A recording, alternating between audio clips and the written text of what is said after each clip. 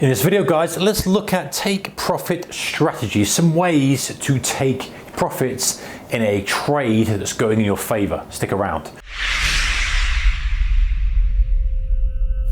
Hey guys, warm welcome. Sponsor, there's a link in the description below. Your CFDs, your spread bet, super tight spreads, like very, very tight spreads.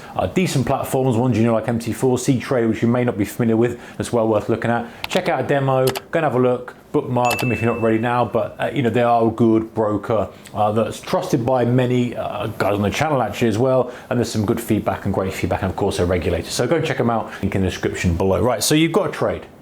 You want to know where to come out of it. Now this isn't, this isn't a science, guys, this is an art, and this is kind of my opinion as well on things, but just give you some ideas of different ways of doing it. Now some of you are going to know, obviously, but maybe some you haven't heard of, and you think, you know what, that might work okay for my strategy. So first one is using a fixed target. I'm pretty sure you're aware of that.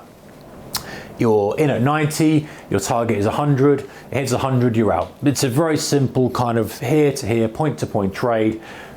Typically using mean reversion. You're not expecting anything magnificent from it, you're not expecting it to set the world on fire, but hey, it's a fixed target, price is going to hit it. Often you put a limit in there, or you might come out manually, but it's an obvious way to get out, and that's normally, you've normally made that decision based on a key level or specific high or something like that, or even like a multiple of your risk. Some people say I want to risk 20 pips, I'm going to put a 40 pip target, that kind of thing.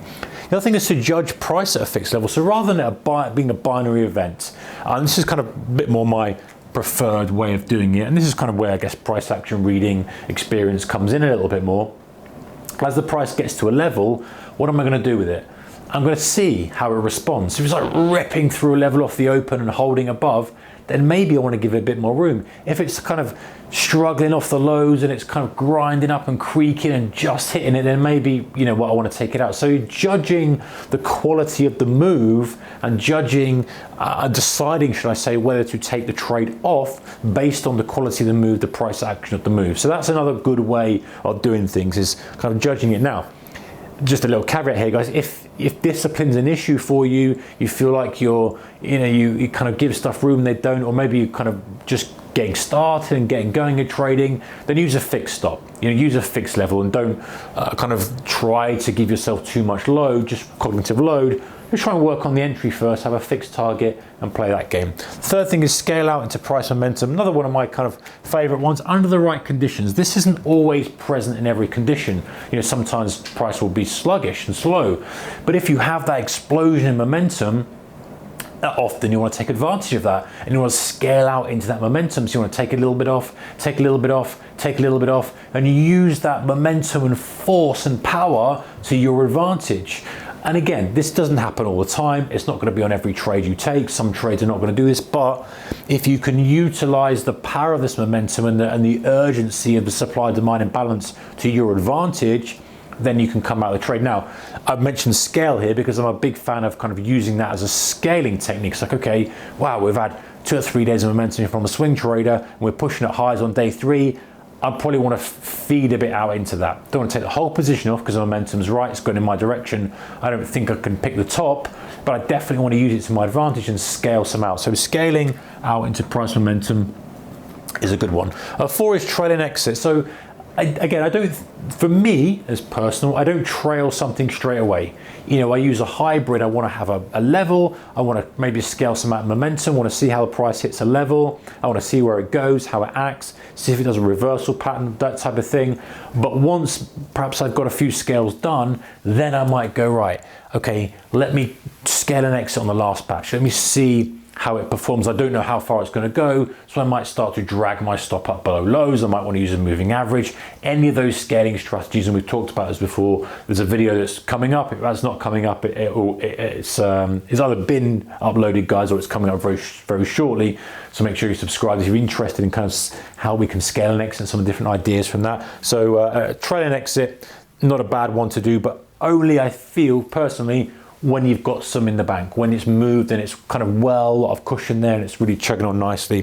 Fifth thing is use a specific time to exit. So not a very commonly used one, but again, this is kind of one of the ones that I like to use, especially if you're day trading, swing trading, to be fair. At certain times of day, you're going to have more movement than others. And very often, a kind of real world example, guys, is some of the tech stocks last quarter were shuddering to the low side in the early hours. Now, I was using that from a kind of entry perspective, but let's imagine you were short.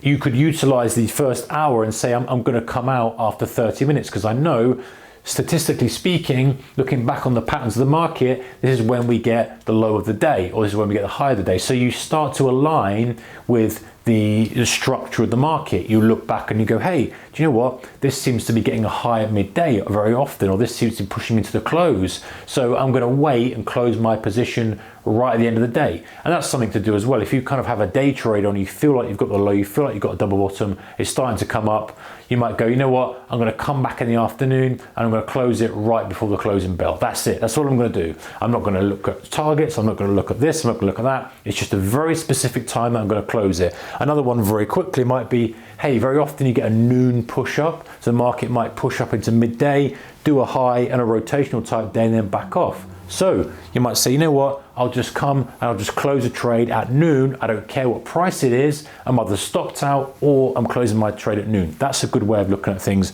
under the right conditions. Number 6, using indicator-based exit.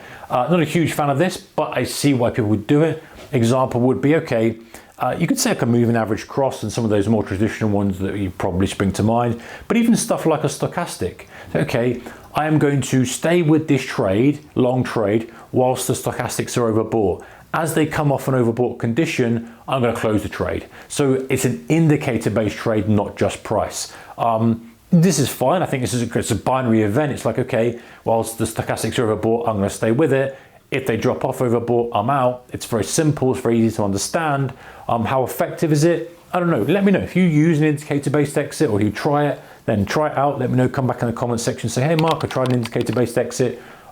It was rubbish. Thanks for that. Or you might say it worked really well under these conditions or whatever. So something to think about anyway, guys. Indicator-based exit. 6, take profit strategy. Below. You take care. Keep your risk managed. I'll see you next one. Bye-bye.